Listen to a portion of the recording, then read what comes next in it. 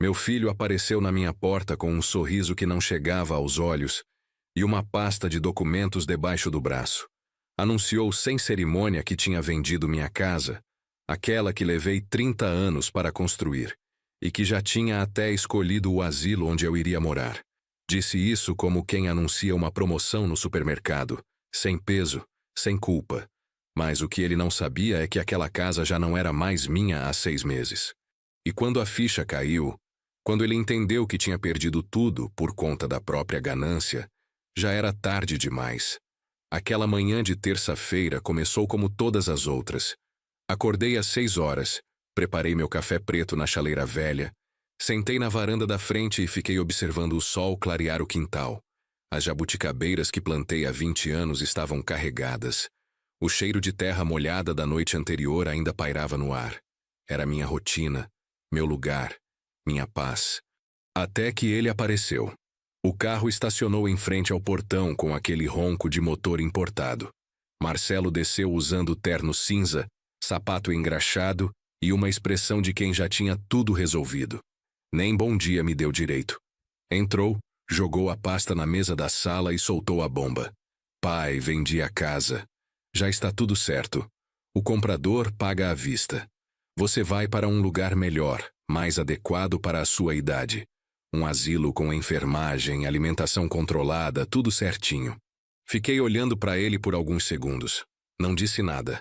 Apenas respirei fundo, tomei mais um gole do meu café e esperei. Ele continuou. Olha, eu sei que pode parecer drástico, mas é o melhor para todo mundo. O senhor não tem mais condição de cuidar de um imóvel desse tamanho sozinho. E essa casa tá valendo mais de 2 milhões, pai. É dinheiro parado. A gente pode investir, fazer render. A gente. Ele disse a gente, mas o que ele queria dizer era ele. Mas antes de continuarmos, confira se você já está inscrito no canal e escreva nos comentários de onde você está assistindo este vídeo. Meu nome é Antônio, tenho 72 anos. Nasci e fui criado em Ribeirão Preto, interior de São Paulo. Trabalhei 45 anos como torneiro mecânico. Depois montei minha própria oficina de usinagem. Foi com o suor do rosto, mão calejada e coluna dolorida que construí essa casa tijolo por tijolo. Comprei o terreno em 1983, quando ainda era só mato e formiga. Ergui os alicerces, levantei as paredes, coloquei cada telha com minhas próprias mãos nos fins de semana. Minha esposa, Dona Cida, ficou ao meu lado durante toda a construção. Ela escolheu a cor das paredes, plantou as primeiras mudas no jardim e bordou as toalhas da cozinha. Morreu há 7 anos de um câncer que não perdoou. Desde então, moro sozinho aqui. Sozinho, mas não abandonado. Marcelo é meu único filho. Sempre foi. Dei estudo, roupa, comida, mesada. Paguei faculdade particular de administração. Dei carro quando ele fez 18 anos. Ajudei no casamento. Mas com o tempo, percebi que nada disso criou vínculo. Criou expectativa. Expectativa de herança. Depois que a mãe dele morreu, as visitas começaram a rarear. No começo, ele vinha uma vez por mês. Depois, a cada 2 meses. No último ano, contei nos dedos 4 visitas. E todas elas terminaram com o mesmo assunto. Pai, já pensou em vender essa casa? Pai, o senhor não acha que está muito grande para o senhor sozinho? Pai, essa região valorizou muito, sabia? Cada conversa era uma sondagem disfarçada de preocupação. Ele nunca perguntou se eu estava bem. Nunca trouxe os netos para me visitar. Nunca ficou para almoçar, sempre tinha pressa, sempre tinha compromisso. A relação entre nós azedou devagar, como leite esquecido no sol. Não foi de uma hora para outra. Foi um acúmulo de pequenas friezas, de silêncios incômodos, de telefonemas não retornados. Eu ainda ligava nos aniversários dele, mandava mensagem nas datas importantes. Ele respondia com emojis. Só isso. Um coração, um joinha. Nada de voz, nada de presença. Tem um dia que ficou marcado na minha memória. Foi no meu aniversário de 70 anos, há 2 anos. Acordei cedo, arrumei a casa, preparei uma carne assada com aquele tempero que a Cida ensinava. Fiz farofa, vinagrete, arroz branco. Coloquei a mesa bonita, com toalha de tecido e guardanapos dobrados. Mandei mensagem para o Marcelo avisando que tinha feito almoço. Ele respondeu às 11 da manhã. Pai, não vai dar. Tenho compromisso. Parabéns aí. Sentei sozinho à mesa. Comi olhando para a cadeira vazia na minha frente. Aquela cadeira onde a Cida se sentava. Onde o Marcelo sentava quando era criança, reclamando de verdura no prato. Aquela cadeira que agora só acumulava silêncio. Mas a vida tem dessas ironias.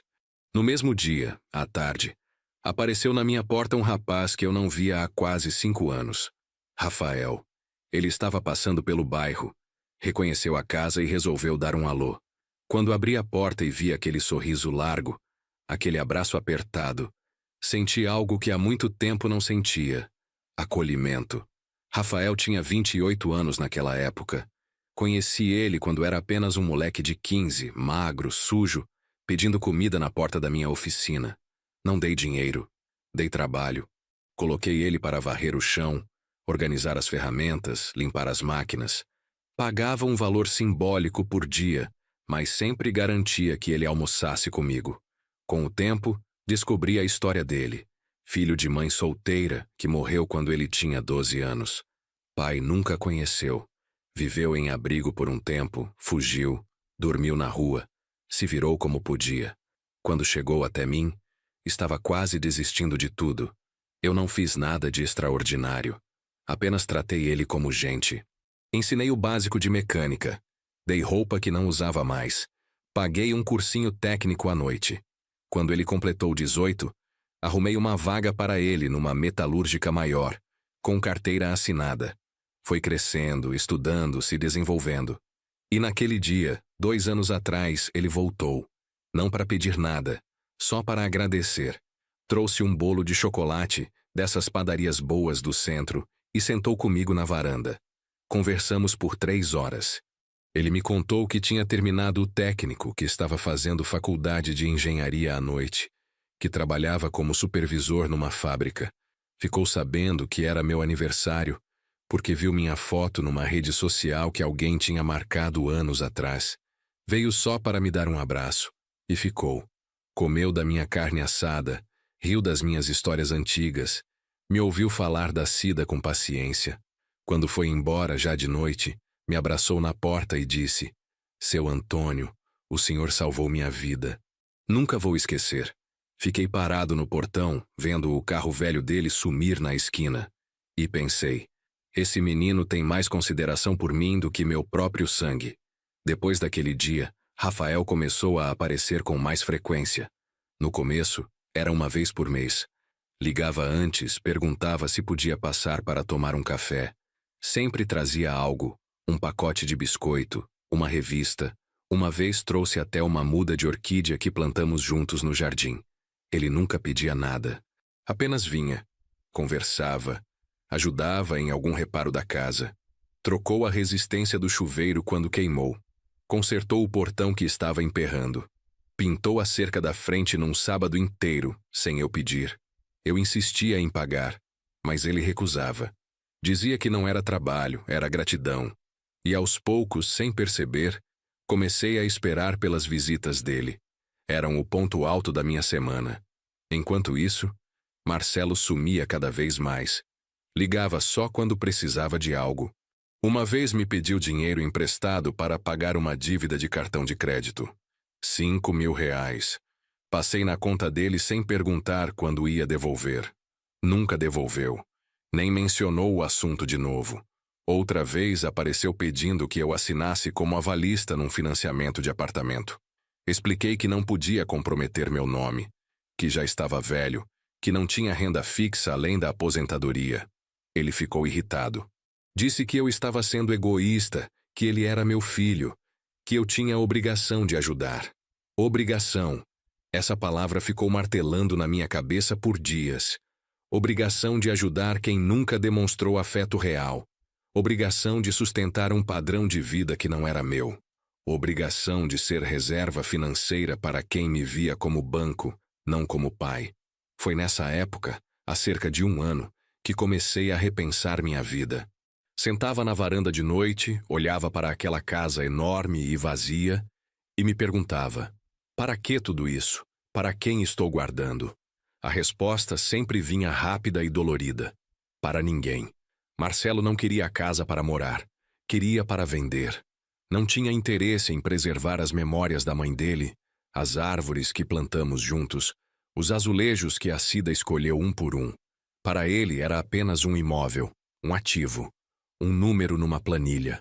E foi justamente nessa fase de reflexão que Rafael apareceu com uma notícia. Tinha sido promovido a gerente na fábrica onde trabalhava. Estava animado, mas também preocupado. Disse que ia precisar se mudar para mais perto do trabalho, mas que o aluguel na região era caro. Ofereci a ele um dos quartos vagos da minha casa. 3 quartos estavam fechados há anos, acumulando poeira e solidão. Ele hesitou no começo, não queria me dar trabalho. Insisti. Disse que seria bom ter companhia, que a casa estava grande demais para um velho sozinho. Ele aceitou, e foi a melhor decisão que tomei. Rafael mudou para cá há 10 meses. Trouxe apenas o essencial: roupas, livros, um notebook velho. Não fez barulho, não bagunçou, não invadiu meu espaço. Apenas passou a fazer parte da rotina da casa de forma natural. Acordávamos no mesmo horário. Ele ia para o trabalho cedo, mas sempre tomava café comigo antes. Conversávamos sobre coisas simples: o trânsito, o tempo, alguma notícia do jornal. Nada profundo, mas presente.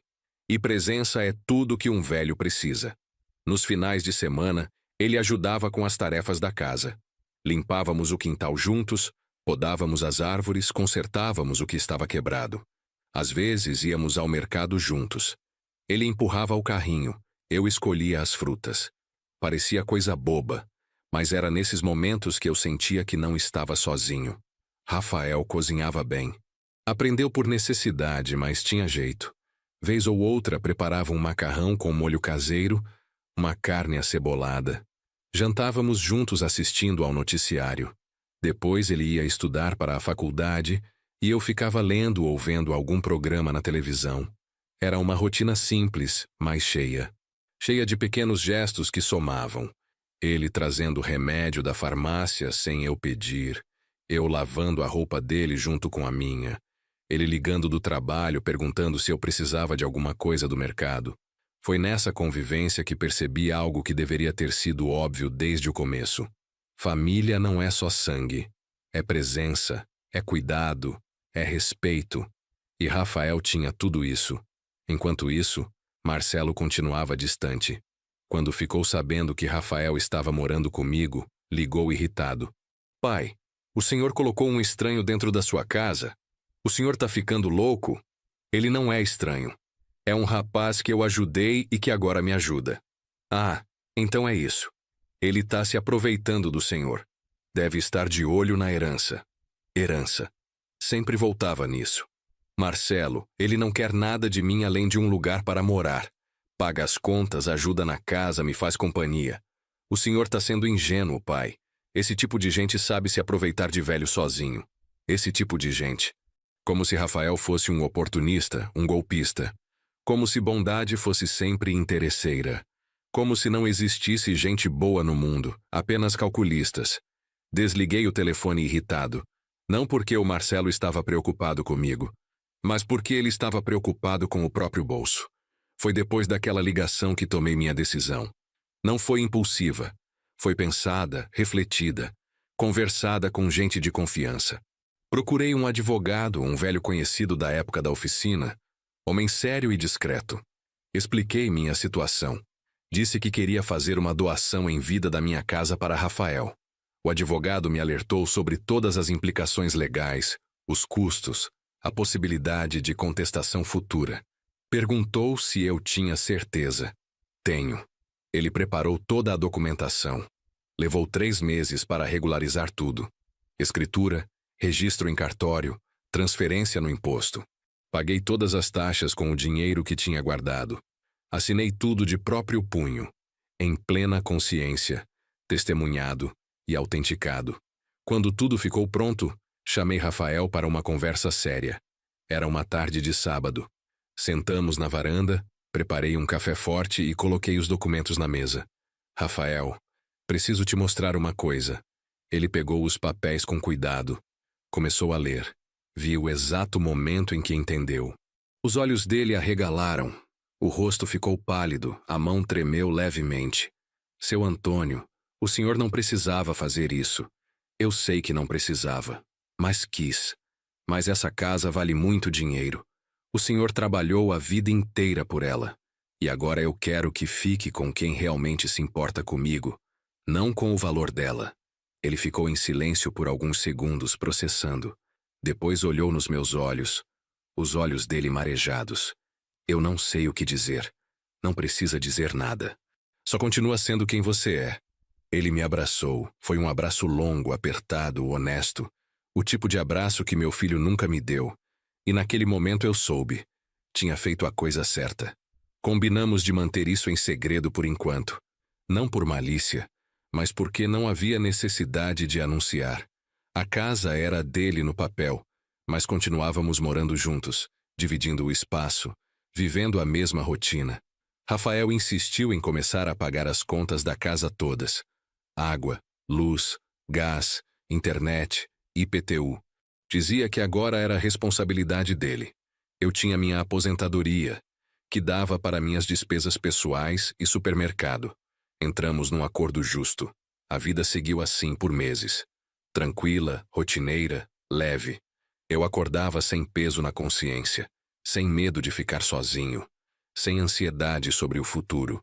Sabia que se algo acontecesse comigo estaria em boas mãos, e que a casa que construí com tanto suor não viraria apenas dinheiro em conta bancária de alguém que nunca a valorizou. Marcelo continuou sumido. Ligava de vez em quando, conversas rápidas e vazias. Como é que tá, pai? Tá tudo bem? Tá precisando de alguma coisa? Respostas automáticas dos dois lados. Ele não queria realmente saber. Eu não queria realmente contar. Até que, 6 meses depois da doação, numa terça-feira de manhã, ele apareceu. Sem avisar, sem ligar antes. Estacionou na frente, desceu com aquela pasta debaixo do braço e aquele sorriso falso. E soltou a bomba. Pai, vendi a casa. Naquele momento, todo o planejamento silencioso que eu tinha feito ganhou sentido, porque eu sabia exatamente o que estava por vir. E pela primeira vez em muito tempo, eu tinha o controle da situação. Tomei um gole do meu café, olhei para ele com calma e disse: "Você não pode vender o que não é mais meu." A expressão dele mudou na hora, de confiante para confuso, de confuso para alarmado. Como assim não é mais seu? A casa foi doada há 6 meses. Agora pertence ao Rafael. O silêncio que se seguiu foi pesado. Marcelo ficou parado, processando, tentando entender se aquilo era piada, blefe ou realidade. Quando percebeu que era real, a máscara de civilidade caiu. O senhor fez o quê? A voz dele subiu 2 tons. As veias do pescoço saltaram. Ele jogou a pasta na mesa com força, fazendo as xícaras de café tremerem. O senhor doou minha herança para um estranho? Não era sua. Era minha. E fiz o que achei certo. O senhor tá senil? Tá louco? Esse cara te manipulou. Ninguém me manipulou. Tomei essa decisão sozinho, consciente e assessorado por advogado. Marcelo começou a andar de um lado para o outro na sala, passando a mão no cabelo, respirando fundo como quem tenta se controlar, mas não consegue. Eu sou seu filho. Seu único filho. Eu sei quem você é. Então como é que o senhor faz uma coisa dessas? Trabalhou a vida inteira, construiu essa casa e vai dar para um qualquer que apareceu do nada? Ele não apareceu do nada. Eu o ajudei há mais de 10 anos. E ele nunca me abandonou. Nunca me tratou como banco. Nunca me humilhou. Eu nunca te humilhei. Não? Então, o que foi aquele aniversário de 70 anos em que você não apareceu? O que foi aquela vez que pediu 5.000 reais e nunca mais tocou no assunto? O que foi aquela ligação me chamando de egoísta porque não quis ser seu avalista? Marcelo parou de andar. Olhou para mim com uma mistura de raiva e surpresa, como se não esperasse que eu tivesse guardado cada uma dessas coisas. Eu estava ocupado, pai. Eu tenho uma vida. tenho trabalho, tenho família. Eu também era sua família. Mas você só lembrava disso quando precisava de alguma coisa. Ele apontou o dedo na minha direção, o rosto vermelho. Isso não vai ficar assim. Vou processar. Vou provar que o senhor não estava em plenas condições mentais quando assinou esses papéis. Pode tentar. Mas eu passei por avaliação médica antes de fazer a doação. Tenho laudos, tenho testemunhas, tenho tudo registrado em cartório. Fiz as coisas direito justamente para evitar esse tipo de tentativa. Ele ficou sem resposta. Olhou ao redor, para a casa, para os móveis, para as paredes que ele tinha certeza que um dia seriam dele transformadas em dinheiro. E agora não eram nada. Apenas memórias que ele nunca valorizou. O senhor vai se arrepender disso. Não vou. Pela primeira vez em anos tenho certeza de uma decisão. Marcelo pegou a pasta com raiva, bateu a porta ao sair e foi embora acelerando. O barulho do motor sumiu na distância, deixando apenas o silêncio da manhã e o canto dos pássaros no quintal. Fiquei sentado na varanda, terminando meu café. Não senti culpa. Não senti dúvida. Apenas um alívio profundo de quem finalmente tinha encerrado um ciclo que já deveria ter acabado há muito tempo. Rafael chegou do trabalho no fim da tarde. Notou minha expressão diferente, mais séria, mas também mais leve. Aconteceu alguma coisa, seu Antônio? Meu filho esteve aqui hoje. Ele sentou ao meu lado, atento. E aí? Descobriu sobre a doação. Não foi uma conversa fácil. Imagino. E como o senhor tá? Em paz. Ele assentiu, respeitando meu silêncio. Não fez mais perguntas. Apenas ficou ali, presente.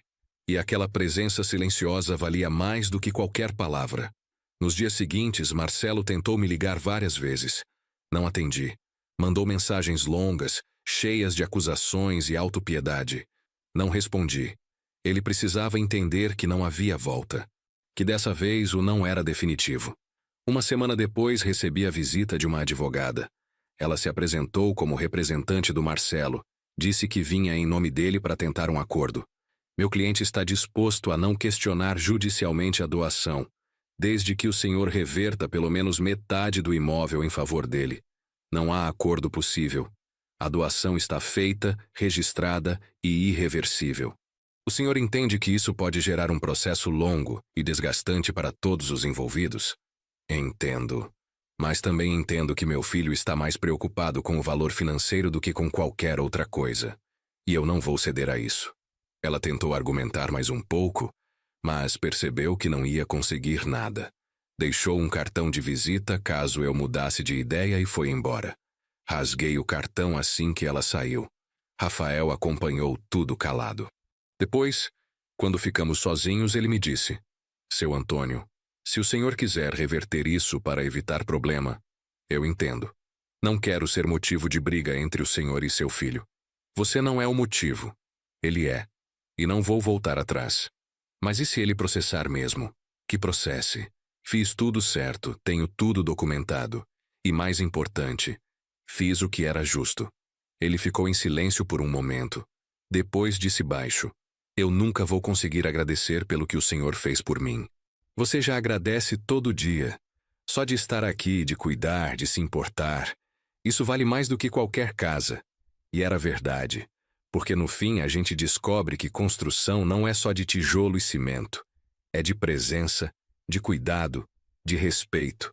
E essas coisas, o Marcelo nunca soube construir. 2 semanas se passaram. Marcelo não deu mais notícias diretas, mas soube por terceiros que ele estava realmente movendo um processo. Alegava que eu estava senil, que tinha sido influenciado, que a doação era inválida. Meu advogado me tranquilizou. Disse que tínhamos toda a documentação necessária, laudos médicos recentes, comprovando minha plena capacidade mental, testemunhas idôneas. O processo seria apenas um desperdício de tempo e dinheiro. Mas eu sabia que para Marcelo não era sobre ganhar. Era sobre punir. Punir porque eu tinha ousado escolher alguém que não fosse ele. Punir porque eu tinha provado que amor e sangue nem sempre andam juntos. Punir porque ele tinha perdido o controle da narrativa. Mas eu estava em paz. Dormia bem. Acordava descansado, passava meus dias sem ansiedade, cuidava do meu jardim, conversava com Rafael, assistia meus programas. Vida simples, mas plena. Um sábado de manhã, enquanto podávamos as roseiras do jardim lateral, Rafael puxou o assunto. Seu Antônio, posso te fazer uma pergunta pessoal? Pode. O senhor se arrepende de alguma coisa na criação do Marcelo? Parei de podar, pensei por um momento. Não sei se arrependo, mas reconheço que talvez tenha dado demais sem ensinar o valor das coisas. A mãe dele também tinha esse jeito. A gente queria poupar ele do sufoco que a gente passou, mas no fim acho que poupamos demais. E agora? Agora não tem mais o que fazer. Ele é adulto, fez suas escolhas. Eu também fiz as minhas.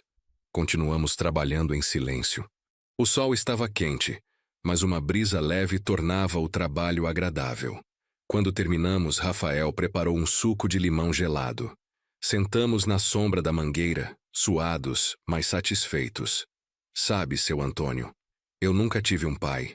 Minha mãe fazia o que podia, mas morreu cedo. Passei anos achando que família era só quem dividia sangue. Até conhecer o Senhor. Você me ensinou que família é quem escolhe ficar. Quem cuida mesmo quando não tem obrigação. Quem respeita, mesmo quando pode se aproveitar. Ele falava olhando para o copo, meio sem jeito, mas sincero. Quando o Senhor me deu essa casa, no começo eu fiquei até assustado. Achei que não merecia, mas depois entendi que não era sobre merecer. Era sobre o Senhor reconhecer em mim algo que talvez o próprio filho dele não tenha reconhecido no Senhor. Olhei para aquele rapaz que tinha entrado na minha vida como um pedinte magro, e agora era um homem formado, trabalhador, íntegro. E pensei, não foi sorte, foi escolha. Escolha minha de ajudá-lo. Escolha dele de retribuir com caráter. Você merece sim, Rafael. Não pela casa em si, mas pelo que representa. Representa confiança, gratidão, continuidade. Quando eu morrer, quero que essa casa continue sendo um lar. Não um investimento, não um ativo financeiro. Um lar. E vai ser, seu Antônio. Prometo. Ficamos ali sentados até o sol começar a baixar, conversando sobre amenidades, rindo de bobagens, aproveitando o simples fato de estarmos vivos e bem. Esses momentos, aprendi, são os que realmente importam. Não os grandes gestos, não as declarações pomposas, apenas a presença compartilhada. À noite, enquanto jantávamos, o telefone tocou. Era um número desconhecido. Atendi. Antônio? Era a voz da Beatriz, minha ex-cunhada e irmã da Cida. Não falava com ela há quase um ano. Oi, Beatriz. Tudo bem? Olha, eu não queria me meter, mas preciso te contar. O Marcelo me ligou hoje. Tá espalhando para a família inteira que você tá senil, que um aproveitador te manipulou, que a gente precisa fazer alguma coisa. Suspirei. Já esperava por isso. E o que você acha? Ela hesitou. Depois respondeu com a franqueza que sempre teve. Eu acho que você sempre foi o homem mais lúcido que eu conheci. E se você tomou essa decisão, deve ter seus motivos. Só te liguei para te avisar que tem gente comprando a história dele. Obrigado por me avisar, Beatriz. Mas eu tô em paz com o que fiz. Imagino. A Cida ficaria orgulhosa de você, sabia? Essa frase me pegou de surpresa. A voz embargou um pouco. Por quê? Porque ela sempre dizia que você tinha um coração grande demais para esse mundo. E que o Marcelo tinha puxado ao pai dela, que só pensava em dinheiro. Ela sofria com isso, Antônio. Nunca tinha ouvido isso. A Cida nunca tinha me dito nada. Ela nunca falou nada comigo sobre isso, porque tinha medo de te magoar. Mas ela via o jeito que ele te tratava. E sofria calada, esperando que com o tempo ele mudasse. Mas não mudou. Não mudou. E ela saberia entender sua decisão. Agradeci a ligação. Quando desliguei, fiquei olhando para o telefone por um tempo. Rafael estava lavando a louça, mas percebeu minha expressão. Más notícias. Não. Só confirmação de que eu fiz a coisa certa. Ele assentiu e voltou à louça. Fiquei pensando na Cida, em como ela tinha carregado aquela dor sozinha, em como tinha tentado proteger nosso filho. acreditando que o amor materno poderia moldar o caráter dele. Mas caráter não se molda só com amor. Precisa de limites, de exemplo, de consequências. Talvez eu também tenha falhado nisso. Talvez tenha sido permissivo demais, condescendente demais. Mas não dá para voltar atrás no tempo. Só dá para lidar com o agora. E agora, minha escolha estava feita. Naquela noite, antes de dormir, abri a gaveta da mesinha de cabeceira e peguei uma foto antiga. Era do aniversário de 5 anos do Marcelo. Ele estava sentado no meu colo, sorrindo para a câmera, segurando um carrinho de bombeiro vermelho que eu tinha dado de presente. Eu estava sorrindo também, olhando para ele com aquele orgulho de pai. Olhei para aquela foto por um longo tempo tentando encontrar o momento exato em que tudo mudou. Mas não consegui, porque não foi um momento. Foi uma soma de pequenas escolhas, pequenas ausências, pequenas demonstrações de desprezo que foram se acumulando até criar um abismo intransponível.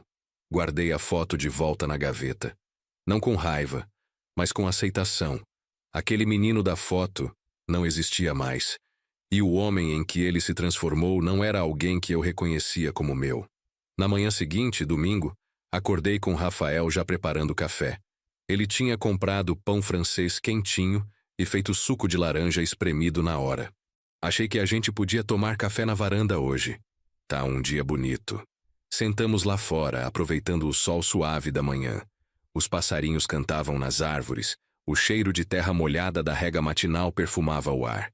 Era desses momentos simples que a gente só valoriza quando tem companhia para compartilhar. Seu Antônio, tava pensando aqui. O senhor não quer que a gente faça uma pequena reforma naquele quartinho dos fundos? Tá meio abandonado. Podia virar uma biblioteca, um ateliê, sei lá. A ideia me agradou. Aquele quarto tinha sido do Marcelo quando adolescente. Depois virou depósito de tralhas. Transformá-lo em algo novo parecia simbólico.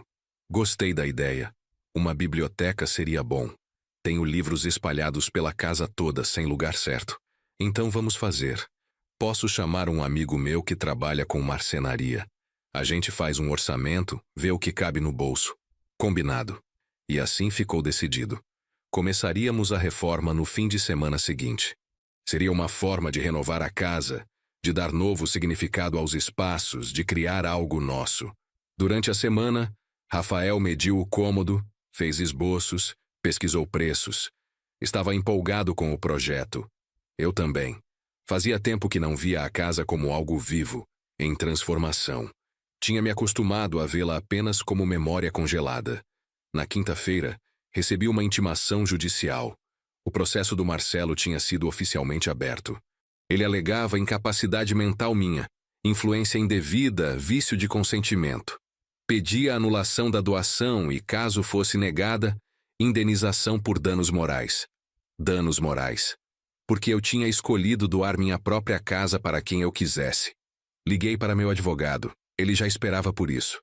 Antônio, como eu disse, isso é apenas protocolar. Vamos responder com toda a documentação que temos. Laudos médicos, testemunhas, histórico de abandono afetivo dele. Vai ser tranquilo. Mas vai demorar?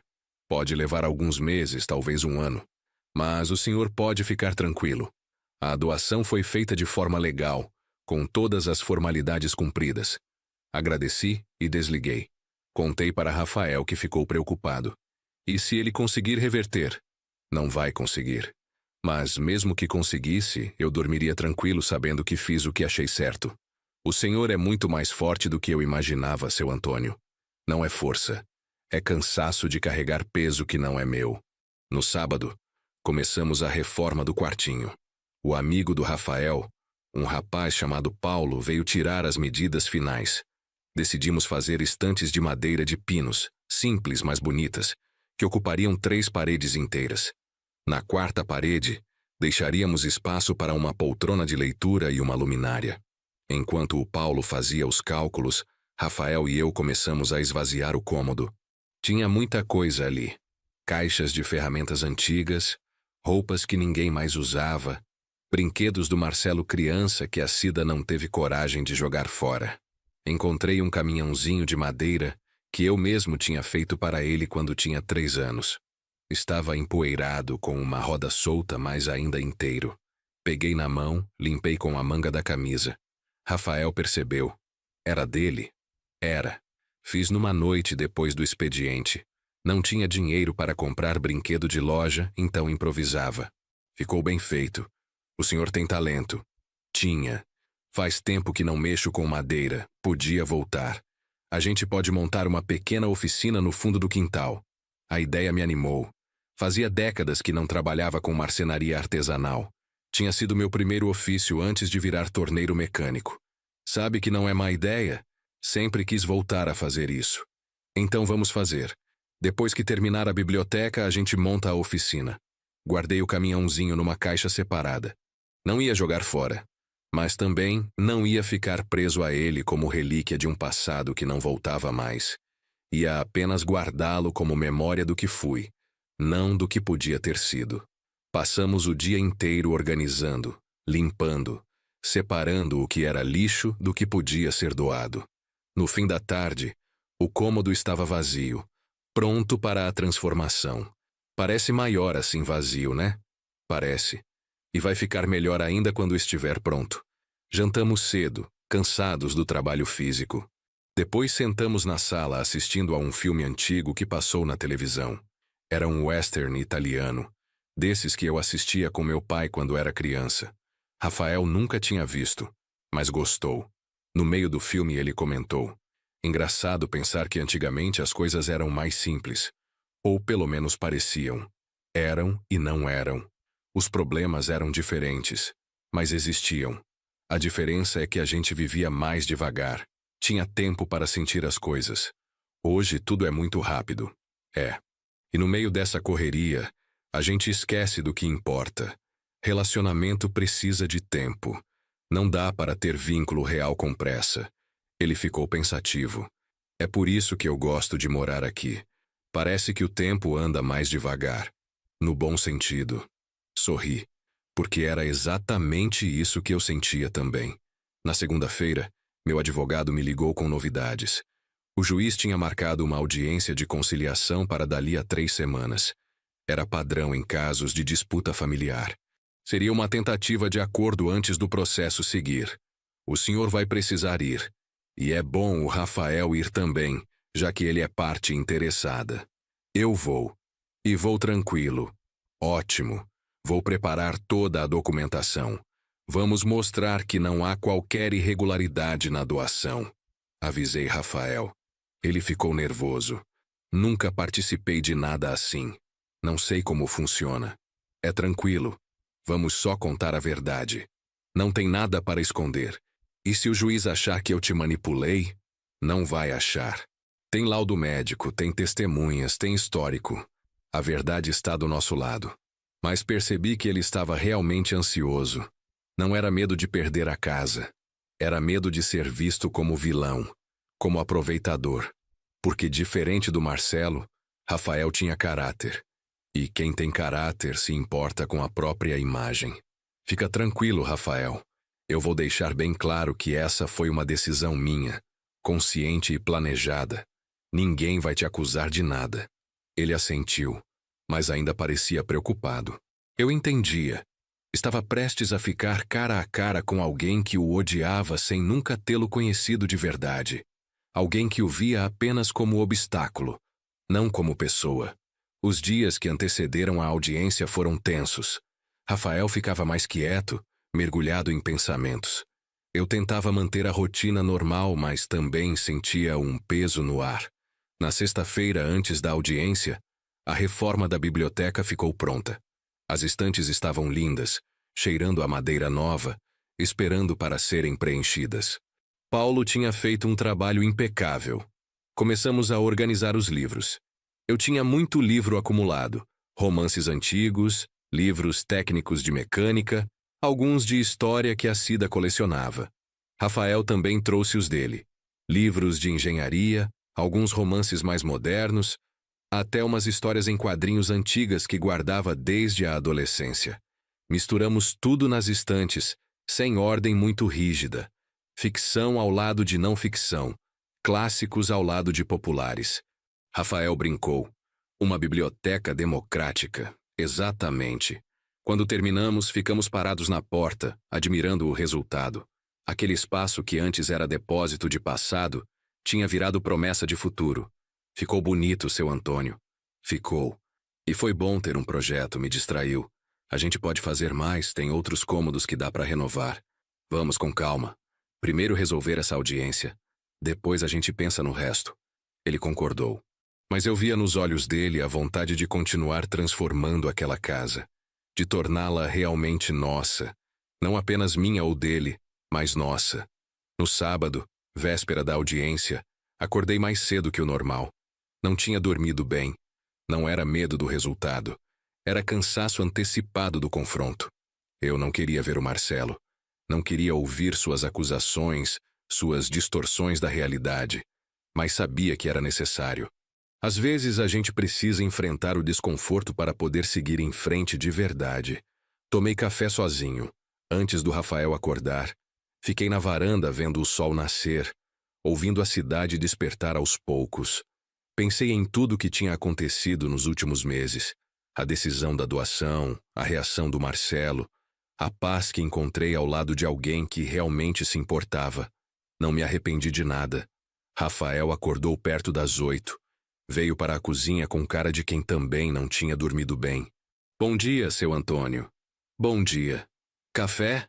Por favor. Sentamos juntos, cada um perdido nos próprios pensamentos. Depois de um tempo, ele quebrou o silêncio. O senhor já pensou no que vai falar amanhã? Pensei. Vou falar a verdade. Que você me ajudou quando ninguém mais ajudava. Que foi presença quando meu filho era ausência. Que essa casa não é recompensa, é reconhecimento. Ele engoliu seco.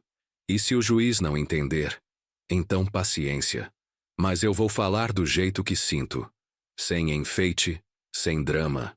Só o que aconteceu. Passamos o resto do dia tentando nos distrair. Assistimos televisão, fizemos almoço juntos, cuidamos do jardim. Mas a tensão estava ali, pairando sobre nós. À noite, antes de dormir, Rafael bateu na porta do meu quarto. Seu Antônio, posso falar uma coisa? Claro, entra. Ele sentou na beirada da cama, meio sem jeito. Eu só queria que o senhor soubesse que, independente do que acontecer amanhã, esses meses morando aqui foram os melhores da minha vida. Pela primeira vez eu senti que tinha uma família de verdade. E isso não tem preço. Fiquei emocionado. Não esperava por aquilo. Para mim também, Rafael. Você me devolveu algo que eu achei que tinha perdido para sempre. A sensação de ser importante para alguém. Ele me abraçou, rápido, mas sincero. Depois saiu desejando boa noite. Deitei na cama olhando para o teto. Pensei em quantas vezes tinha deitado ali sozinho, sentindo o peso da solidão, a dor do abandono. E como agora, mesmo com um processo judicial à espera, eu me sentia completo. Porque no fim, a gente não precisa de muito. Precisa de alguém que chegue em casa e pergunte como foi o dia. Alguém que divida o café da manhã e o peso dos problemas. Alguém que fique não porque tem que ficar, mas porque quer. E eu tinha encontrado isso no lugar mais improvável. Num menino que um dia apareceu na porta da minha oficina pedindo comida. A vida tem dessas ironias bonitas. Domingo amanheceu nublado. Não chovia, mas o céu estava carregado, pesado. Parecia combinar com o clima do dia. Vesti minha melhor calça social, uma camisa branca que tinha guardada para ocasiões importantes, e o sapato que só usava em casamento e enterro. Rafael também se arrumou. Calça jeans escura, camisa clara, sapato fechado. Parecia mais velho assim, mais sério. Pegamos o carro dele e fomos para o fórum. Meu advogado tinha pedido para chegarmos meia hora antes para uma conversa final. Ele estava nos esperando na porta, pasta debaixo do braço, expressão confiante. Bom dia, Antônio. Rafael. Bom dia, doutor Aguiar. Ele nos levou para uma salinha vazia. Fechou a porta. Vou ser rápido. A audiência vai ser informal, mas séria. O juiz vai tentar um acordo. Vai perguntar se há possibilidade de reverter parte da doação ou compensar financeiramente o Marcelo. Vocês sabem qual é a resposta? Não há acordo possível. Perfeito. Então deixa eu fazer as perguntas que o juiz provavelmente vai fazer. Antônio, por que você decidiu fazer essa doação? Porque o Rafael esteve presente quando meu filho não estava. Porque presença vale mais que sangue. Porque eu quis garantir que minha casa ficasse com quem realmente a valoriza. Você estava em plenas condições mentais quando tomou essa decisão? Estava. Passei por avaliação médica antes. Conversei com o advogado. Pensei muito. Não foi impulso. Você se sente pressionado ou manipulado pelo Rafael de alguma forma? Não. Ele nem sabia que eu ia fazer isso. Só descobriu quando estava pronto. O Dr. Aguiar se virou para Rafael. Rafael, qual era a sua relação com o Antônio antes de morar na casa dele? Ele me ajudou quando eu era adolescente. Me deu trabalho, me ensinou profissão, pagou curso. Sempre fui grato. Quando ele ofereceu um quarto para eu morar, aceitei porque seria bom para os dois. Nunca pedi a casa, nunca sugeri doação. E o que você sente pelo Antônio? Rafael hesitou, depois respondeu com voz firme. Respeito, gratidão, carinho. É a pessoa mais íntegra que eu conheço. E se pudesse escolher um pai, seria ele. O Dr. Aguiar assentiu satisfeito. Perfeito. Mantenham exatamente esse tom na audiência. Honesto, direto, sem emoção exagerada. Mostrem que são pessoas sensatas, não manipuladas nem manipuladoras. Entramos na sala de audiência 15 minutos depois. Era menor do que eu imaginava. Simples. Uma mesa comprida, cadeiras de cada lado, o juiz ao fundo. Marcelo já estava lá, sentado ao lado da advogada dele. Quando nos viu, seu rosto se fechou ainda mais. Não olhei diretamente para ele. Sentei na cadeira que o Dr. Aguiar indicou, Rafael ao meu lado. O juiz era um homem de meia idade, óculos de grau, expressão cansada de quem já viu muita briga familiar. Bom dia a todos. Estamos aqui para tentar uma conciliação no processo número tal, movido pelo senhor Marcelo Silva contra seu pai, Antônio Silva, e o senhor Rafael Costa. Antes de começarmos formalmente, alguém gostaria de fazer alguma declaração inicial? Marcelo se adiantou. Sim, meritíssimo. Meu pai está sendo manipulado por esse rapaz que se aproveitou da vulnerabilidade dele, da solidão, para conseguir um imóvel que vale milhões. Isso é inaceitável. O juiz se virou para mim. Senhor Antônio, o senhor se sente manipulado? Não, meritíssimo. Tomei essa decisão sozinho, consciente, depois de muita reflexão. O senhor pode explicar as razões da doação? Respirei fundo e falei com calma. Meu filho raramente me visitava. Quando vinha, era para falar de dinheiro ou tentar me convencer a vender a casa. Nunca demonstrou interesse genuíno por mim. Já o Rafael, que não é meu sangue, esteve presente. Morou comigo, cuidou de mim, me fez companhia. Quando decidi doar a casa, não foi por pressão dele. Foi por reconhecimento. Reconhecimento de quem realmente se importou comigo como pessoa, não como herança. O juiz anotou algo, depois olhou para Marcelo. O senhor visitava seu pai com que frequência? Marcelo hesitou. Bom, eu trabalho muito, tenho família. Com que frequência? Umas 4, 5 vezes por ano. E o senhor Rafael? O Dr. Aguiar respondeu. Meritíssimo. Temos depoimentos de vizinhos confirmando que o Rafael mora com o senhor Antônio há quase 1 ano. E o visitava regularmente antes disso. O juiz se virou para Rafael. Senhor Rafael, o senhor pediu a doação em algum momento? Não, meritíssimo. Nem sabia que o seu Antônio ia fazer isso. Quando descobri, até tentei recusar, mas ele insistiu. Por que o senhor morava com ele? Porque ele ofereceu quando soube que eu precisava de um lugar mais perto do trabalho. E porque a gente tinha uma amizade antiga. O juiz ficou em silêncio por um momento, analisando os papéis. Vocês trouxeram documentação médica atestando a capacidade mental do senhor Antônio na época da doação? Sim, meritíssimo. Laudos de 2 médicos diferentes, psiquiatra e geriatra, ambos atestando plena capacidade cognitiva. O juiz leu os laudos com atenção. Enquanto isso, senti o olhar do Marcelo cravado em mim. Não retribuí. Não tinha mais nada a dizer para ele. Depois de alguns minutos, o juiz se pronunciou. Vejam, está claro para mim que não há nenhuma irregularidade formal na doação. Foi feita em cartório, com testemunhas, com laudos médicos comprovando capacidade. Agora, a questão aqui é outra. É uma questão familiar, de mágoa, de relacionamento quebrado. Ele se virou para mim. Senhor Antônio, o senhor entende que essa decisão criou um rompimento definitivo com seu filho? Entendo. E foi uma consequência que eu aceitei quando tomei a decisão. Não há nenhuma possibilidade de acordo? Talvez uma compensação financeira para o senhor Marcelo? Não há. Marcelo bateu a mão na mesa. Isso é injusto.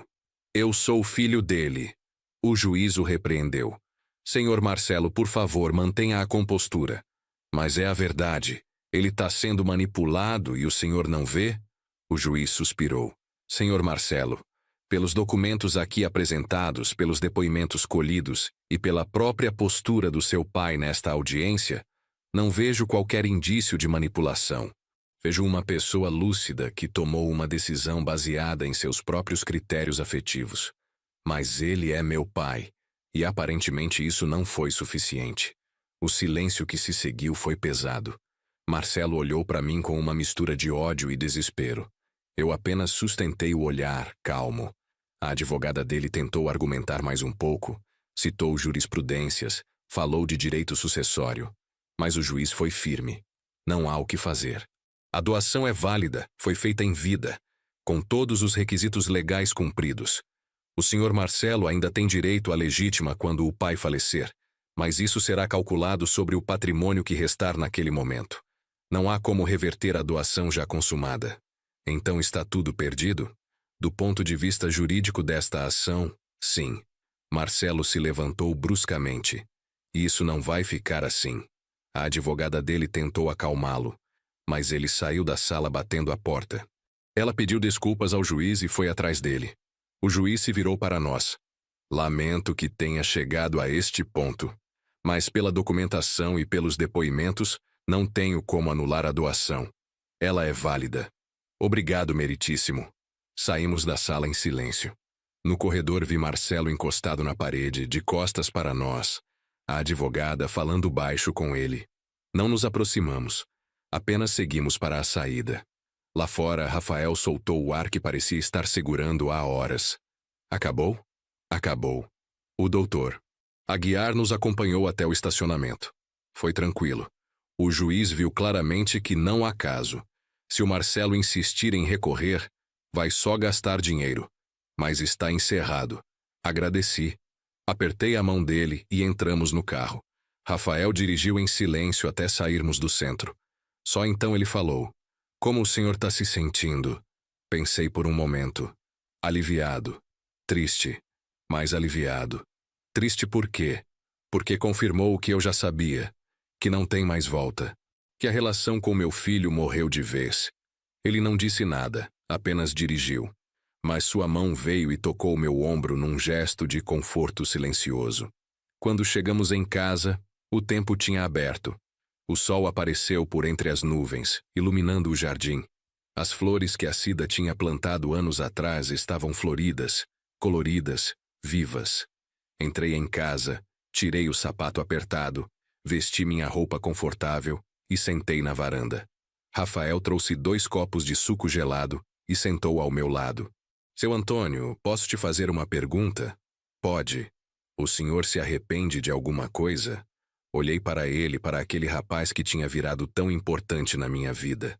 Não me arrependo da doação. Não me arrependo de ter te ajudado. Me arrependo de não ter colocado limites no Marcelo antes. De ter deixado que ele crescesse achando que amor é obrigação, não escolha. Mas não dá para voltar atrás agora. Não dá. E tá tudo bem. Porque eu aprendi uma coisa nesses meses todos. A gente não pode controlar como os outros nos veem ou nos tratam. Só pode controlar como a gente reage a isso. E o senhor reagiu com dignidade. Tentei. Ficamos ali sentados, vendo a tarde ir embora devagar. Vizinhos passavam na rua, cumprimentavam. A vida seguia seu curso normal. E pela primeira vez em muito tempo eu sentia que fazia parte dela de verdade. Naquela noite, preparamos um jantar especial. Nada muito elaborado. Só um macarrão com molho caseiro, salada e um vinho barato que tinha guardado. Era uma forma de celebrar não a vitória, mas o encerramento. O fim de um ciclo que precisava acabar. Durante o jantar, Rafael comentou: a gente podia começar a planejar aquela oficina de marcenaria. O que o senhor acha? Acho uma ótima ideia.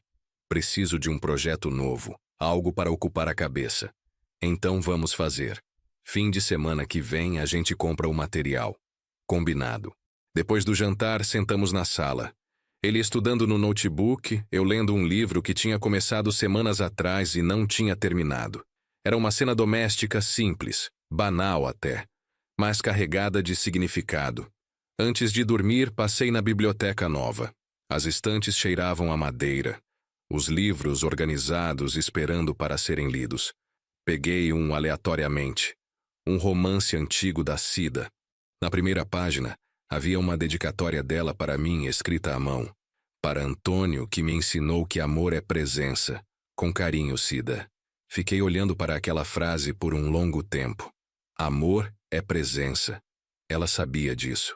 Tinha vivido isso comigo. E agora eu estava passando esse ensinamento adiante. Não para quem tinha meu sangue, mas para quem tinha meu respeito. Guardei o livro de volta na estante, apaguei a luz e fui dormir. Pela primeira vez em meses, sem peso na consciência, sem dúvida no coração. Na segunda-feira voltei à rotina. Acordei cedo, tomei café, fui cuidar do jardim. Rafael foi trabalhar, mas antes me abraçou na porta como tinha virado costume. Qualquer coisa me liga, tá? Tá. Vai tranquilo.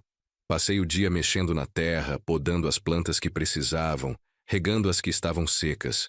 O trabalho físico sempre foi terapêutico para mim. Tirava a cabeça dos problemas, trazia paz. No meio da tarde, a campainha tocou. Quando abri o portão, era a Beatriz, minha ex-cunhada. Estava com uma sacola de compras na mão e um sorriso meio sem jeito no rosto. Oi, Antônio. Posso entrar? Claro, Beatriz. Entra. Sentamos na varanda. Ela tirou da sacola um bolo caseiro, desses que ela sempre fez bem. Trouxe para você. Lembrei que você gostava. Obrigado. Não precisava. Eu sei. Mas quis. Fiquei sabendo da audiência. Como foi? Foi tranquilo. O juiz manteve a doação. Ela assentiu como se já esperasse por isso. O Marcelo me ligou ontem. Estava transtornado. Disse que você escolheu um estranho em vez dele. E eu escolhi. Mas não por maldade. Por coerência. Eu sei.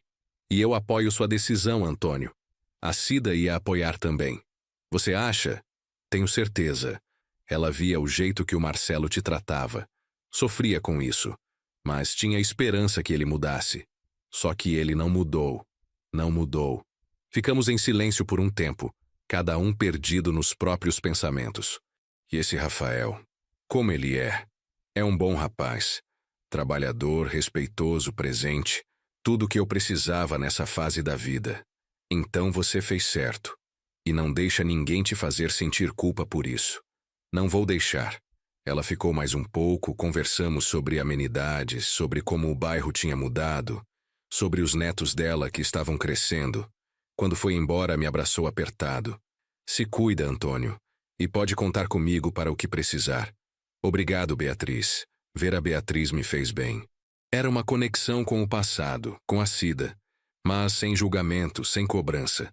Apenas afeto genuíno de quem entendia minhas razões. À noite, quando Rafael chegou, contei sobre a visita. Ele ficou aliviado.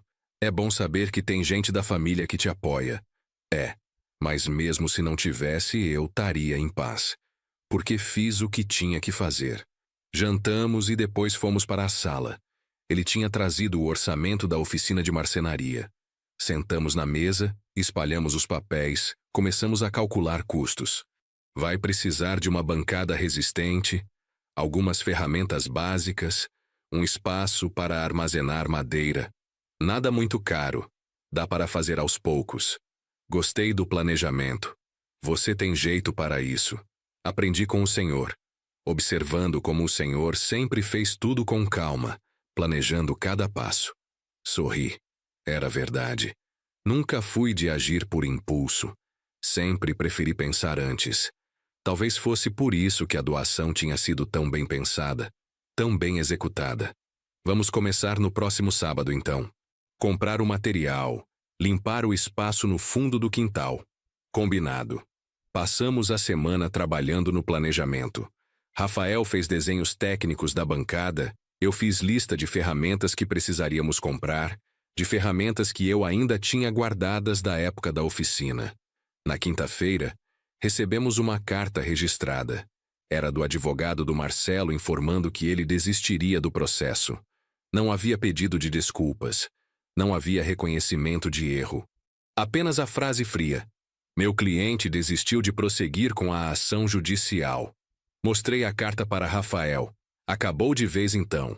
Acabou. Como o senhor se sente? Pensei antes de responder. Vazio. Não é felicidade, não é tristeza. É só vazio. Como quando termina algo que já tinha acabado faz tempo, mas ainda se mantinha por teimosia. Entendo. Mas é um vazio bom, porque agora posso seguir em frente de verdade. E seguimos.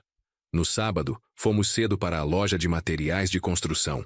Compramos tábuas de madeira, parafusos, pregos, cola específica para marcenaria. Rafael carregava as peças pesadas. Eu escolhia os materiais com o olho crítico de quem conhecia o ofício. O vendedor, um senhor mais velho, perguntou: vão montar oficina? Vamos, pequena, só para hobby. Sorte sua ter um filho que ajuda nessas coisas. Olhei para Rafael. Ele também me olhou. Nenhum de nós corrigiu o vendedor, porque no fundo era exatamente isso. Não no sangue, mas no que importava. Chegamos em casa com o carro carregado. Passamos a tarde inteira organizando o espaço no fundo do quintal. Era um canto que ficava entre a área de serviço e o muro, coberto por um telhado de zinco velho, mas ainda funcional. Limpamos, varremos, tiramos as tralhas que estavam acumuladas. Descobrimos embaixo de um pano velho minha primeira bancada de marcenaria, aquela que usei quando comecei, há mais de 40 anos. Estava empoeirada, com cupim em alguns pontos, mas a estrutura ainda era sólida. Seu Antônio, olha isso! Dá para recuperar. Dá sim. Só precisa de uns reparos. Então vamos usar ela como base. A gente reforma e complementa. Foi o que fizemos. Passamos o fim de semana inteiro trabalhando naquela bancada. Rafael lixava, eu aplicava produto contra cupim. Ele reforçava as partes fracas. Eu ia guiando, ensinando, lembrando de técnicas que tinha aprendido com meu próprio pai décadas atrás. Era estranho como aqueles gestos voltavam naturalmente. A mão sabia onde bater o martelo. O olho identificava onde a madeira estava fraca. O corpo lembrava da postura certa para não forçar a coluna. O senhor tá animado, né? Tô. Fazia tempo que não mexia com isso. Esqueci como era bom trabalhar com madeira. Diferente de metal? Completamente. Metal é preciso, técnico, frio. Madeira é viva, tem personalidade. Cada pedaço é único. Gosto dessa filosofia. Terminamos no domingo à noite. A bancada estava renovada, firme, pronta para uso. Penduramos as ferramentas na parede em ganchos organizados. Empilhamos as tábuas de madeira num canto seco. A pequena oficina estava pronta. Ficamos parados na porta, admirando o trabalho. Agora o senhor precisa fazer alguma coisa. Testar. Vou fazer. Mas com calma, sem pressa. Quero pensar no que fazer. Pode ser qualquer coisa. Até brinquedos. Como aquele caminhãozinho. A ideia me agradou. Brinquedos de madeira tinham algo de especial, de artesanal, que os industrializados não tinham. Sabe que não é má ideia? Posso fazer alguns.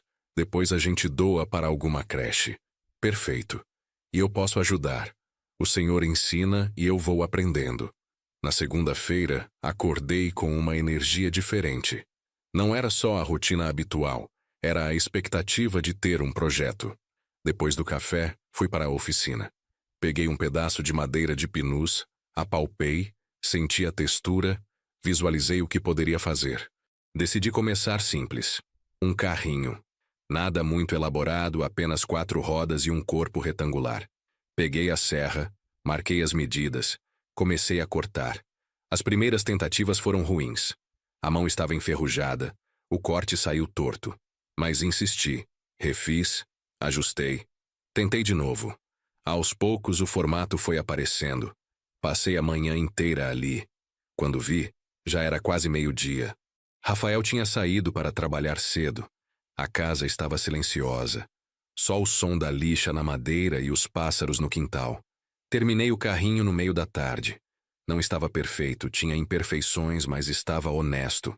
Honesto no sentido de que mostrava o trabalho manual, o esforço, a dedicação. Quando Rafael chegou à noite, mostrei para ele. Ficou legal, seu Antônio. Tem personalidade, tem defeitos, mas tem charme. Brinquedo industrial não tem isso. Guardei o carrinho numa prateleira. Seria o primeiro de muitos. Nos dias seguintes fui fazendo outros. Um aviãozinho, um trem, uma casinha, cada um com suas imperfeições, cada um único. Rafael começou a ajudar nos fins de semana. Eu ensinava as técnicas básicas, ele absorvia rápido. Tinha mão boa para trabalho manual, paciência para refazer quando não saía certo. Viramos uma dupla. Eu projetava, ele executava algumas partes, eu finalizava. Era trabalho em conjunto, complementar. Uma tarde, enquanto trabalhávamos num quebra-cabeça de madeira, ele comentou: "Sabe, seu Antônio, eu nunca tive isso. Alguém para me ensinar coisas com paciência sem cobrar perfeição. Seu pai biológico não era presente? Nunca conheci. E a minha mãe trabalhava demais para ter tempo de ensinar qualquer coisa. Aprendi tudo na rua, na tentativa e erro. Então agora você está aprendendo do jeito certo. Com tempo, com calma." Ele sorriu, meio emocionado. E isso não tem preço. Os brinquedos foram se acumulando. Depois de um mês, tínhamos quase 20 peças prontas. Rafael sugeriu procurar uma creche ou orfanato para doar. Lembrei de uma creche comunitária que ficava perto da minha antiga oficina. Ligamos, explicamos que tínhamos brinquedos artesanais para doar. A coordenadora ficou animada. Marcou para buscarmos numa sexta à tarde. Quando chegamos lá, fomos recebidos por uma mulher de uns 50 anos.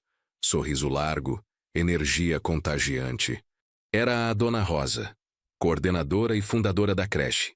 Vocês não sabem como isso ajuda. Brinquedo de madeira dura mais. É mais seguro para as crianças pequenas. Foi um prazer fazer. E podemos trazer mais quando tivermos. Vocês fazem por encomenda? Não. Fazemos por prazer. Mas se precisarem de algo específico, podemos tentar. Ela nos levou para conhecer a creche. Era um espaço simples, mas limpo, organizado, cheio de crianças pequenas brincando, rindo, correndo. Havia apenas 3 funcionárias para cuidar de todas elas. São quantas crianças? 23 no momento, mas sempre tem mais na lista de espera. E vocês se sustentam como? Doações, algumas ajudas da prefeitura, bazar beneficente. É apertado, mas a gente vai levando. Saí dali pensativo. Aquelas mulheres faziam um trabalho importante, essencial, mas com pouquíssimos recursos. Comentei com Rafael no caminho de volta. Pensa que a gente podia ajudar de outras formas também.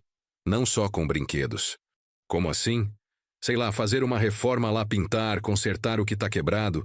Tenho tempo, você tem disposição. Gostei da ideia. Podemos oferecer. No sábado seguinte voltamos lá. Conversamos com a Dona Rosa, oferecemos ajuda para reparos na estrutura. Ela aceitou na hora, emocionada. Começamos devagar. Consertamos as cadeirinhas que estavam quebradas, pintamos as paredes descascadas, trocamos a torneira que vazava. Eram coisas simples, mas que faziam diferença enorme no dia a dia deles.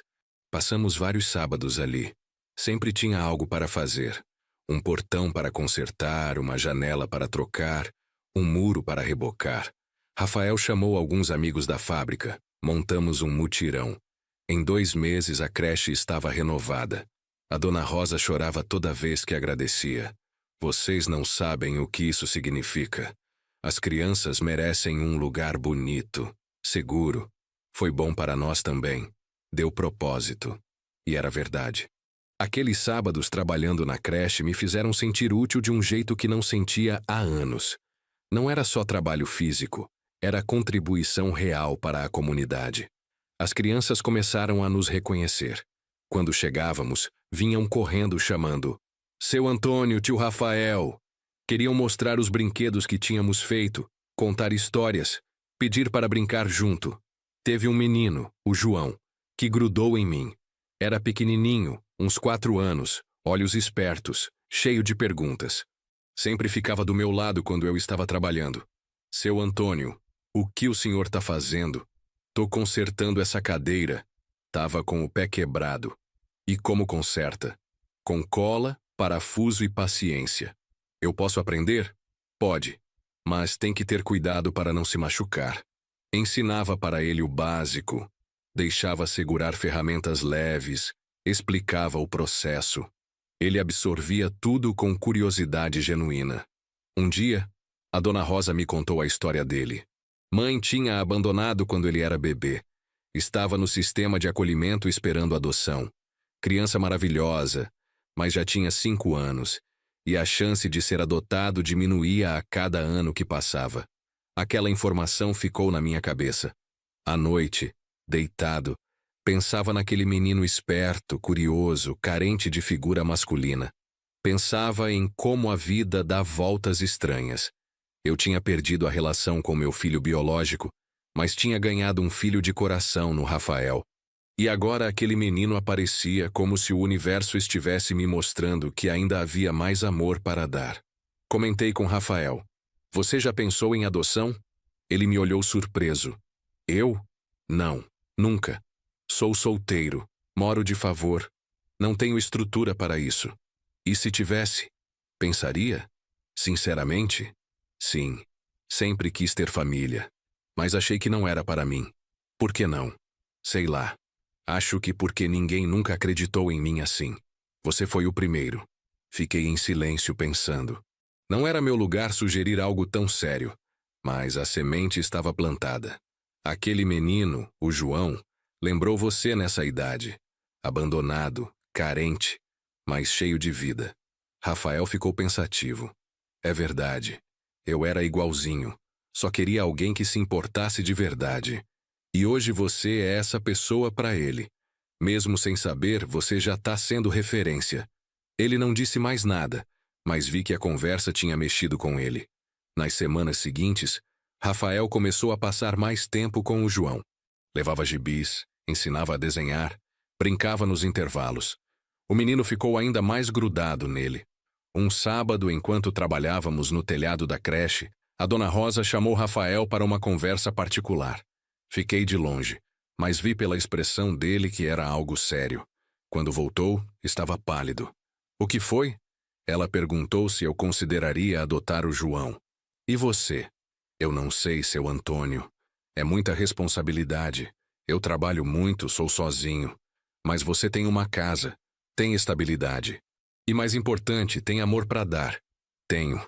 Mas será que sou capaz? Nunca fui pai, não sei nem por onde começar, ninguém sabe.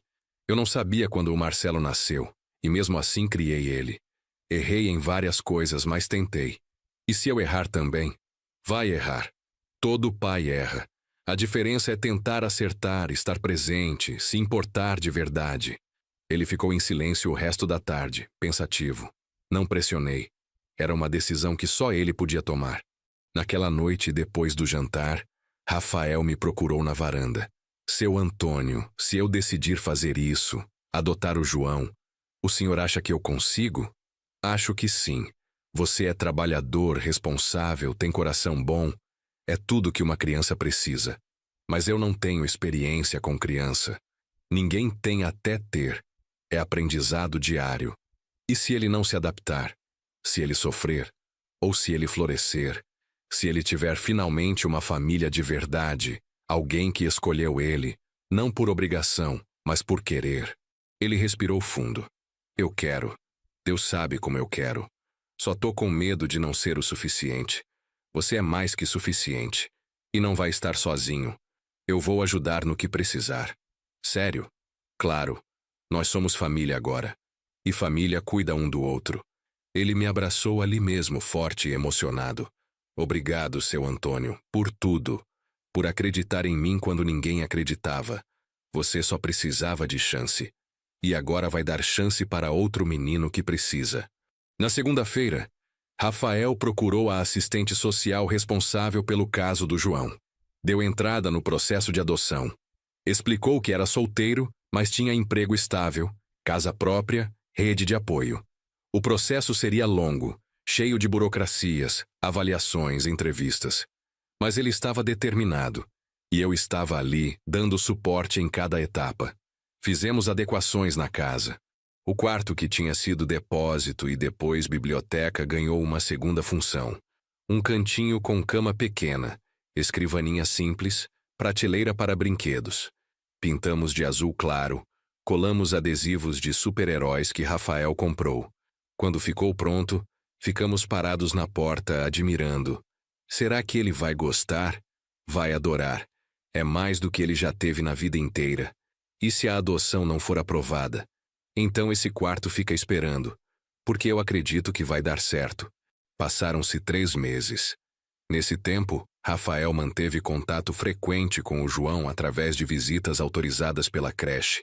Sempre levava algo: um livro, um brinquedo, um lanche especial. E sempre ficava algumas horas brincando, conversando, criando vínculo. O menino começou a chamá-lo de Pai Rafael. No começo, Rafael corrigia, com medo de criar expectativas que poderiam não se concretizar. Mas aos poucos, foi aceitando o título como promessa de futuro. Eu acompanhava tudo de perto. Vez ou outra ia junto nas visitas. O João tinha começado a me chamar de Vô Antônio. Não corrigi. Porque era exatamente isso que eu sentia. A alegria de vô, a preocupação de vô, o orgulho de vô. Um dia, a assistente social veio fazer visita domiciliar. Inspecionou a casa, conversou comigo, quis saber da minha relação com Rafael, do suporte que eu poderia dar. O senhor se considera a família dele? Considero. Não no sangue, mas no coração. E está disposto a ajudar na criação da criança? Estou. Com muita alegria. Ela anotou tudo, fez mais perguntas sobre rotina, sobre como seria a divisão de responsabilidades. Rafael respondeu tudo com segurança. Estava preparado, tinha estudado, tinha pensado em cada detalhe. Depois que ela foi embora, Rafael desabou no sofá. Foi tão difícil quanto entrevista de emprego. Mas você se saiu bem. Respondeu tudo certo. Espero que seja suficiente. Vai ser. Eles vão ver que você é a melhor opção para aquele menino. Mais 1 mês se passou. A ansiedade crescia a cada dia. Rafael mal dormia, conferindo o telefone toda hora, esperando alguma notícia. Até que numa terça-feira, ligaram. Era a assistente social. A adoção tinha sido aprovada. Em 2 semanas, o João poderia ir morar com a gente definitivamente. Rafael desligou o telefone e ficou parado, processando. Depois olhou para mim com os olhos marejados. Consegui. Conseguiu. Vou ser pai.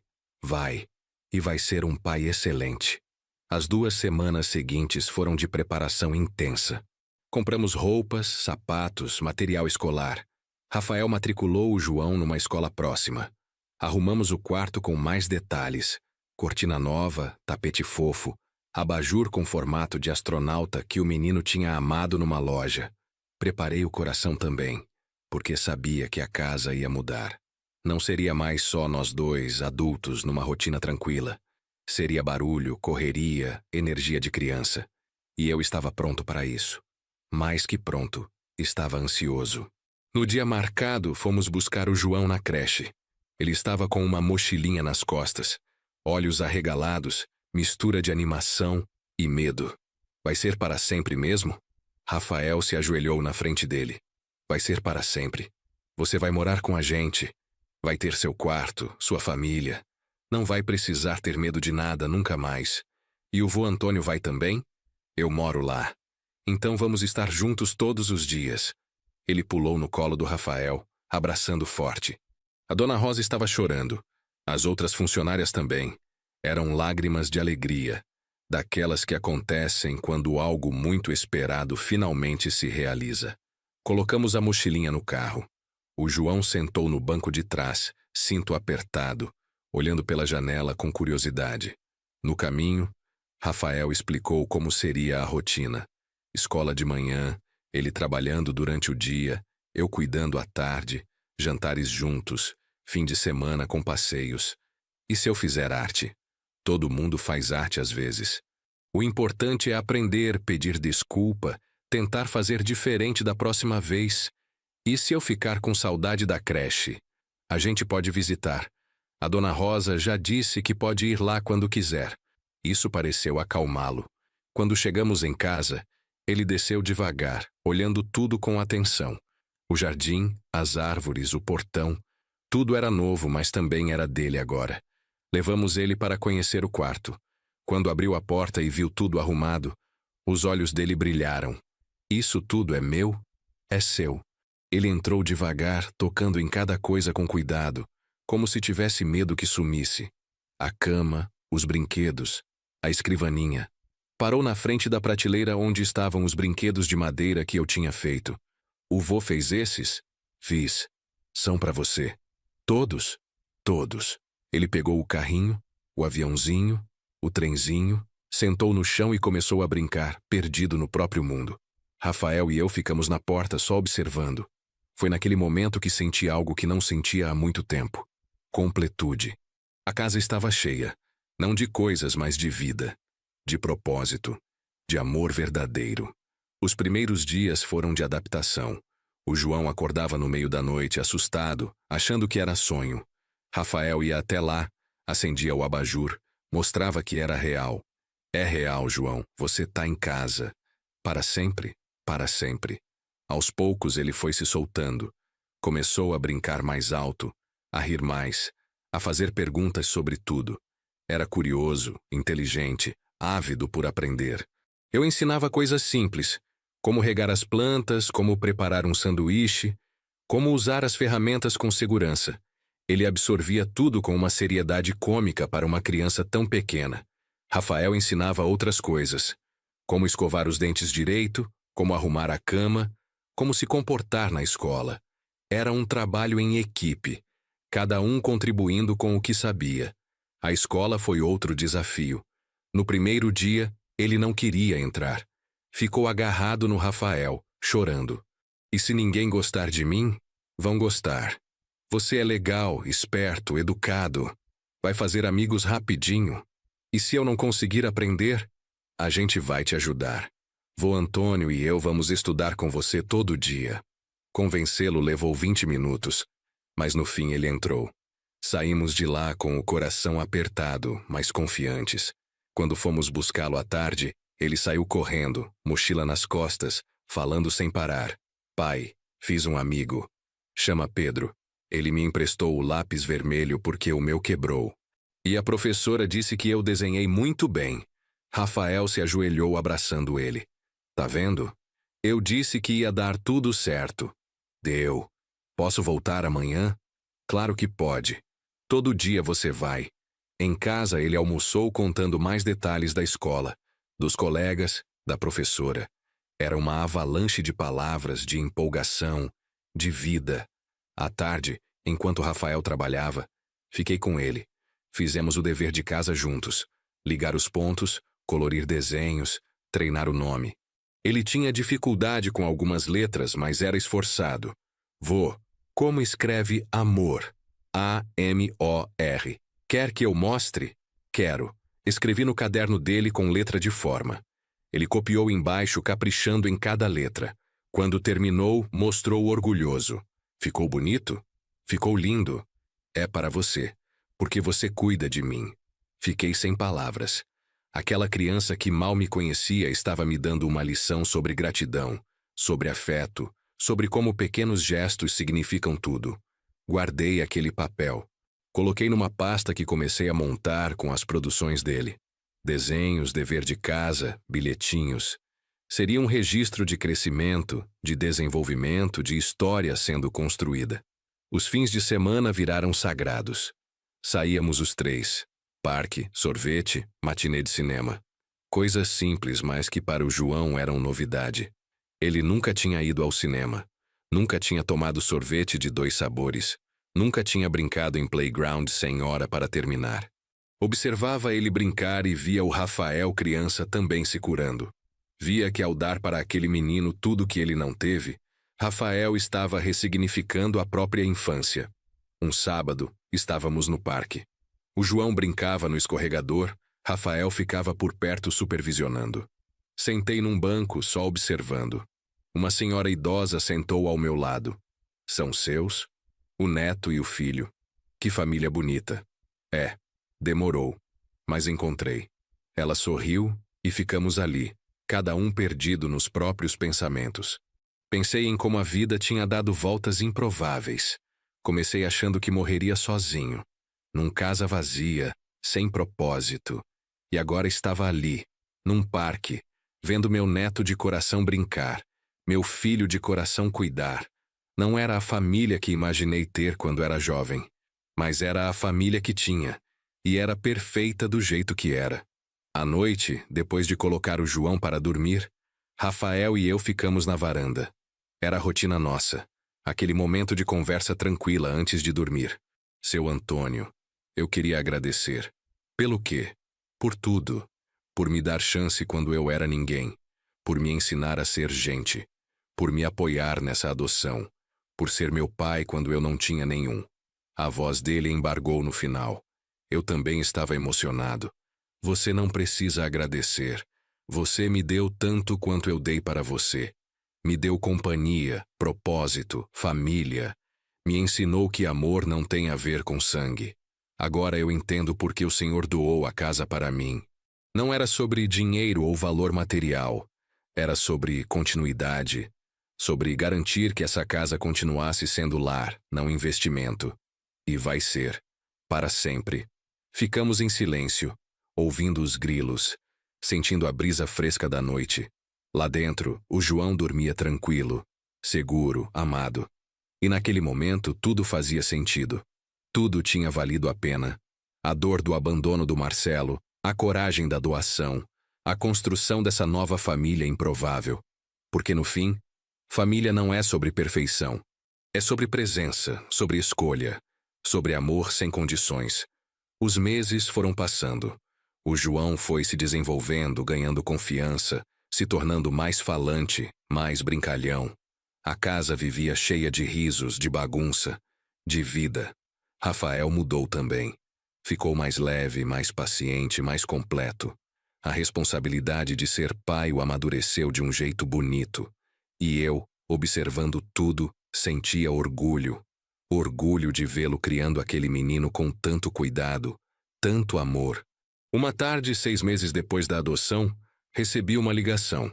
Era a Beatriz. Antônio, preciso te contar uma coisa. O que foi? O Marcelo foi internado. Teve um princípio de infarte. Tá estável agora, mas foi susto. Fiquei em silêncio, processando. Ele pediu por você.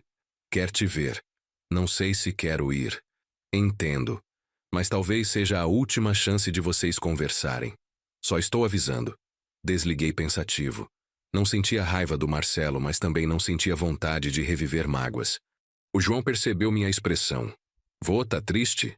Um pouco, sim. Por quê? É complicado, pequeno. Coisas de adulto. Quando eu tô triste, o pai me abraça. Quer que eu te abrace? E sem esperar resposta, ele veio e me abraçou com aqueles bracinhos pequenos, mas que continham tanto afeto. Ri e chorei ao mesmo tempo. Obrigado, João. Você é muito especial. Você também, vô. À noite contei para Rafael sobre a ligação. Ele ouviu em silêncio, depois perguntou: O senhor vai? Não sei. Parte de mim quer dar essa chance. Outra parte acha que não adianta. Talvez não seja sobre adianta ou não. Talvez seja sobre fechar ciclos em paz. Pensei no que ele disse. Tinha razão. Não era sobre reconciliação. Era sobre encerrar aquela história sem arrependimentos. No dia seguinte fui ao hospital. Sozinho. Rafael ofereceu companhia, mas era algo que precisava fazer sozinho. O hospital cheirava a desinfetante e ansiedade. Peguei a informação do quarto no balcão. Subi de elevador. O corredor era longo, silencioso, com aquela luz fria de hospital que deixa tudo mais pesado. Parei na porta do quarto. Respirei fundo. Bati de leve e entrei. Marcelo estava na cama, pálido, mais magro, conectado a alguns aparelhos. Quando me viu, seus olhos se encheram de lágrimas. Pai. Oi, Marcelo. Sentei na cadeira ao lado da cama. Ficamos em silêncio por alguns segundos, cada um esperando o outro começar. Obrigado por vir. Achei que não viria. Quase não vim. Ele assentiu, entendendo. Eu mereço. Sei que mereço. O que aconteceu? Estresse. Trabalho demais, vida desregrada. O médico disse que preciso mudar tudo. Rotina, alimentação, prioridades. Prioridades. E eu percebi, deitado aqui, que passei a vida inteira priorizando o que não importa. Como assim? Dinheiro, status, aparência. E esqueci do que realmente vale. Família. Presença. Tempo. Olhei para ele, procurando sinceridade. Via um homem quebrado, assustado, talvez finalmente enxergando o que sempre esteve na frente dele. Por que me chamou? Porque eu preciso pedir desculpa. De verdade. Não para me redimir. Não para mudar sua decisão sobre a casa. Só para você saber que eu sei que errei. Errou em quê? Em tudo. Em tratar você como banco. Em só aparecer quando precisava de algo. Em não valorizar enquanto tinha tempo. Sua voz quebrou no final. Ele chorava agora, sem esconder. Eu virei meu avô, pai. Aquele homem que a mãe sempre criticou por só pensar em dinheiro. Jurei que nunca seria assim, mas me tornei exatamente isso. Não disse nada. Apenas escutei. E o pior é que demorei um infarte para perceber. Tô aqui há 3 dias. Sozinho. Minha mulher veio uma vez, ficou 10 minutos. Meus filhos mandaram mensagem. Só. Ninguém realmente se importa. E eu entendi que é porque eu nunca me importei de verdade com ninguém também. Às vezes a gente precisa perder para aprender o valor das coisas. Eu perdi. Perdi você. Perdi a chance de conhecer o homem que meu pai é. Não só o provedor que ele foi. Eu também tenho culpa. Talvez tenha dado coisas demais. Presença de menos. Seu jeito de amar virou transacional porque foi assim que aprendi a demonstrar amor. Não era para ser desculpa, mas era verdade. Eu também tinha errado. Na dose, no jeito, no que priorizei. Pai, sobre aquele rapaz, o Rafael. Não precisa falar sobre isso. Preciso. Eu julguei errado. Fui preconceituoso, ganancioso. E quando a Beatriz me contou que ele tinha adotado uma criança, que vocês viraram uma família de verdade, eu senti vergonha. Vergonha de ter sido tão mesquinho. Ele precisava de chance. Dei a chance. Simples assim. E ele retribuiu de um jeito que eu nunca retribuí. Isso dói, pai. Dói perceber que um estranho foi melhor filho que eu. Ele não é melhor filho. Ele apenas estava disponível. E quando a gente está disponível, a gente cria vínculo. Marcelo limpou as lágrimas com a mão trêmula. Eu sei que não tenho direito de pedir nada. Mas será que um dia você consegue me perdoar? Pensei antes de responder. Perdão não é algo automático. Não é esquecer, não é fingir que não doeu. É liberar o peso, seguir sem rancor. Já perdoei, Marcelo. Perdoei quando decidi doar a casa, porque guardar raiva ia me consumir. Mas perdoar não significa voltar a ter o que tínhamos. Algumas coisas se quebram de um jeito que não tem conserto. Eu sei. Só queria que você soubesse que eu reconheço meus erros. E que se eu tiver mais tempo, vou tentar ser diferente. Você tem tempo, só precisa escolher usar bem. Ficamos mais alguns minutos conversando. Ele perguntou sobre a casa, sobre a rotina. Contei sobre o João, sobre a oficina de marcenaria, sobre os trabalhos na creche. Ele escutou com atenção genuína, coisa rara nele. Quando me levantei para ir embora, ele segurou minha mão. Pai, eu te amo. Sei que não falei isso há anos. Mas te amo. Eu também te amo, Marcelo. Sempre amei. Só não consegui continuar me machucando por amor. Eu entendo. Melhoras e cuida da sua saúde, vou cuidar. Saí do hospital mais leve. Não era reconciliação completa, não era volta ao que era. Era apenas encerramento honesto. E às vezes é só isso que a gente precisa. No caminho para casa, parei numa padaria e comprei pão de queijo quentinho, aqueles que o João adorava. Cheguei e encontrei os dois no quintal, Rafael ensinando o menino a andar de bicicleta. Vô, olha, Tô quase conseguindo. Tô vendo. Tá indo muito bem. Sentei na varanda assistindo. Rafael segurava a bicicleta, correndo ao lado, incentivando. O João pedalava concentrado, língua para fora, determinado. Quando finalmente conseguiu alguns metros sozinho, gritou de alegria. Consegui! Pai, viu? Consegui! Vi! Você é demais! Eles vieram para a varanda, suados e felizes. Servi o pão de queijo ainda quente. Fiz suco de limão gelado. Sentamos os três ali. Lanche da tarde, conversando sobre o dia. O João contou sobre a escola, sobre a lição de casa, sobre o amigo que tinha convidado ele para o aniversário no fim de semana. Rafael contou sobre um projeto novo no trabalho, sobre uma possível promoção. E eu apenas escutava, observava, absorvia aquele momento de simplicidade perfeita. Vô, o senhor tá quieto hoje. Tô só aproveitando. Aproveitando o quê? Vocês. Esse momento. Essa família. O João veio e sentou no meu colo. Coisa que fazia sempre que queria carinho. Eu gosto da nossa família. Eu também, pequeno. Muito. Rafael sorriu. Aquele sorriso tranquilo de quem encontrou seu lugar no mundo. À noite, depois de colocar o João para dormir, contei para Rafael sobre a visita ao hospital. Ele ouviu atento, sem julgar. Como o senhor se sentiu? Em paz. Não resolveu nada. Não mudou nada.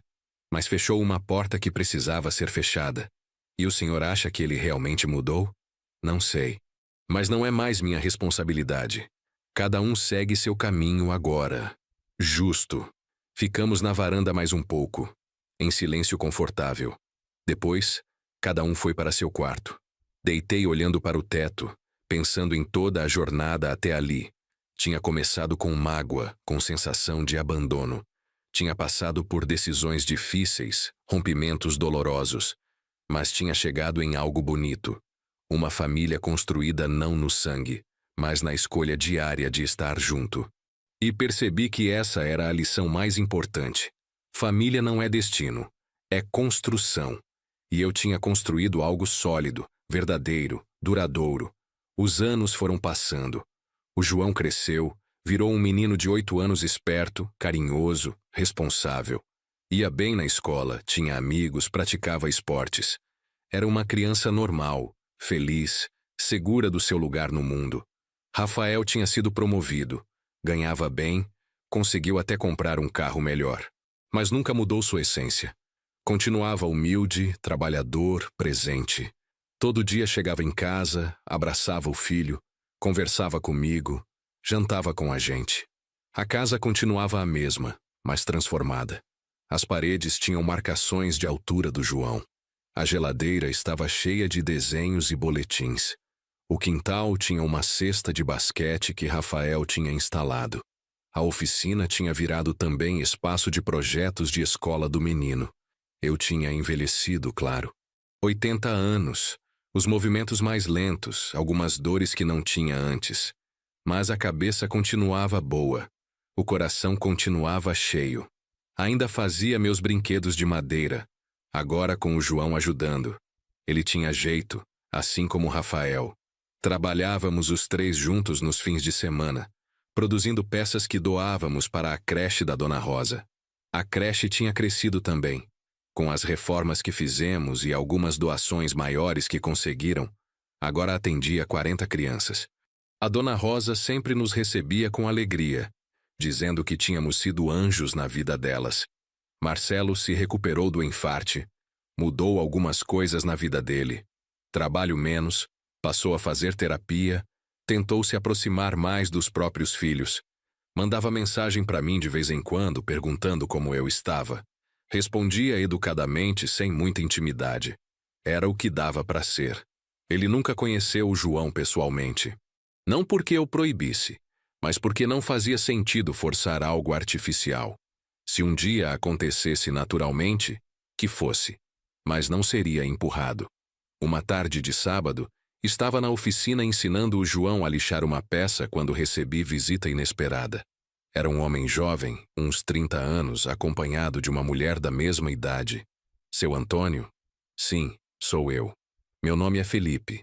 Fui vizinho do senhor há uns 20 anos quando eu era criança. Não sei se lembra. Olhei melhor para ele.